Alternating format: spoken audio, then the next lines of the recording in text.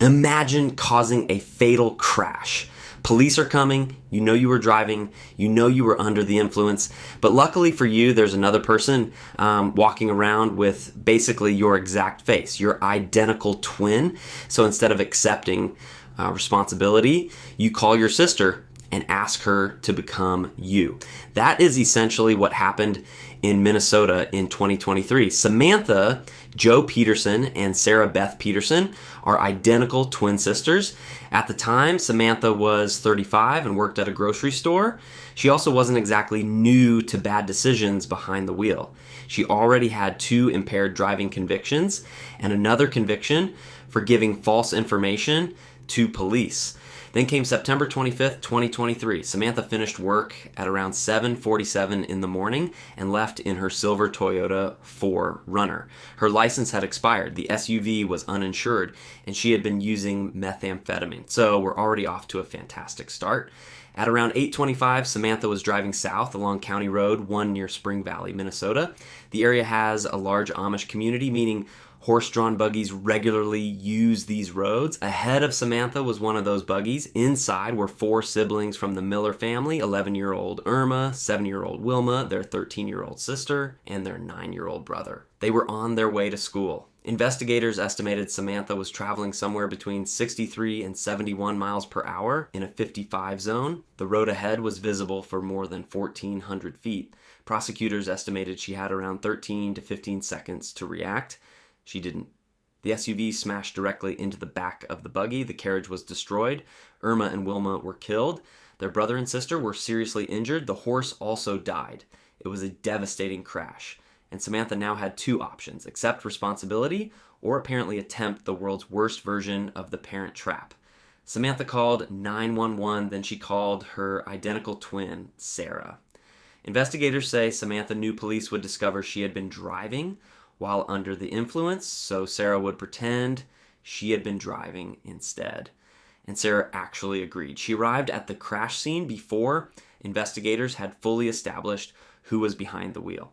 Police later concluded the sisters appeared to switch clothing and roles at the scene. When a deputy arrived, Sarah told him she had been driving. She claimed she simply hadn't seen the buggy, and because Sarah wasn't the sister who had just been driving while high, the plan had at least some logic behind it. Not good logic, but logic.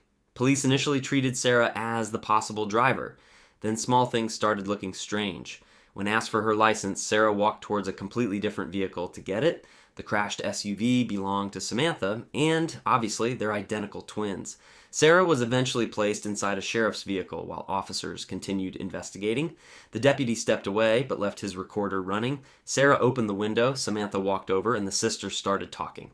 Apparently forgetting they were sitting inside a police vehicle, the recorder captured Sarah wondering whether officers were suspicious. Then she suggested there was no way police would ever be able to tell the sisters apart, which would have been a stronger statement had she not said it directly into a police recording device.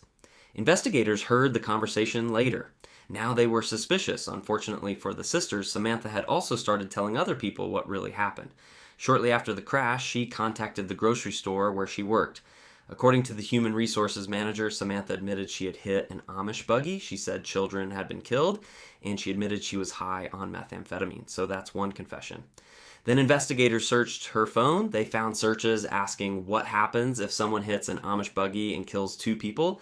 Another asked whether that person would go to prison. She even searched for ways to prevent police from accessing an iPhone, which is generally not the browsing history you want detectives reading. Then came the text messages. An acquaintance messaged Samantha after hearing Amish children had been killed. Samantha responded by saying she was responsible. When the person didn't understand, Samantha clarified things. She admitted hitting the buggy and admitted making Sarah come to the crash scene and take responsibility so she wouldn't go to prison.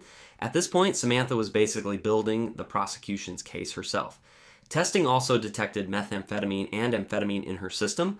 Along with THC, investigators now had crash reconstruction evidence, the police recording, her workplace confession, internet searches, text messages, toxicology results, and footage from the scene. Then another witness appeared. Sarah's teenage daughter reportedly told a school social worker that her mother hadn't been driving. She said Sarah only traveled to the scene afterwards. The great identical twin escape plan was falling apart. Investigators also looked into why Sarah would risk prison for something she hadn't done. Sarah had previously served time for involvement in a methamphetamine distribution conspiracy. While Sarah was incarcerated, Samantha had reportedly helped care for her children. Investigators were told Sarah may have felt she owed her sister. Whatever the reason, she had now turned herself from uninvolved twin sister into co-defendant. In February 2024, Samantha was charged with 21 criminal counts connected to the crash. Sarah faced 16 felony charges connected to the cover-up. Sarah's case finished first. On February 4th, 2025, she pleaded guilty to 2 counts connected to helping Samantha. She admitted Samantha had been driving and admitted she knew Samantha had used methamphetamine beforehand. On March 31st, Sarah was sentenced to 90 days in jail. She also received 120 days of electronic home monitoring and several years of supervised probation. A 33-month prison sentence was stayed, meaning she could still be sent to prison if she violated probation. Then came Samantha. In July 2025, she pleaded guilty to criminal vehicular homicide and criminal vehicular operation, causing great bodily harm. She admitted taking methamphetamine, she admitted driving afterwards, and admitted that her impairment and failure to pay attention caused the crash. Her sentencing took place on October 16, 2025. The Miller family described the devastating impact of losing Irma and Wilma. Samantha apologized and said she had remained sober since the crash. Her lawyers asked the judge to consider her rehabilitation. The judge acknowledged her progress, but said accountability still mattered. Samantha was sentenced to 48 months in prison. She also received a concurrent 23-month sentence for seriously injuring the surviving children. She was ordered to pay almost $40,000 in restitution, and she was taken into custody. The sisters had believed being identical gave them the perfect advantage. Same face, same appearance, reasonable doubt, and for a brief moment, it almost worked. Unfortunately, they also had a police recording. Confessions, Google searches, text messages, drug testing, witnesses, and Samantha repeatedly announcing that she was the driver. So not exactly the perfect crime. 2 identical sisters, 1 devastating crash, and a cover-up that created more evidence than it destroyed. But underneath the bizarre story were 4 children simply traveling to school. 2 survived, 2 did not. Irma was 11, Wilma was 7. And nothing the sisters did afterwards could undo what happened on that road. This has been Comic Book Cases. Thanks for joining us on today's deep dive into the Petersen twins case. If you enjoyed the video, please like and subscribe. Stay curious, and we'll catch you on the next one.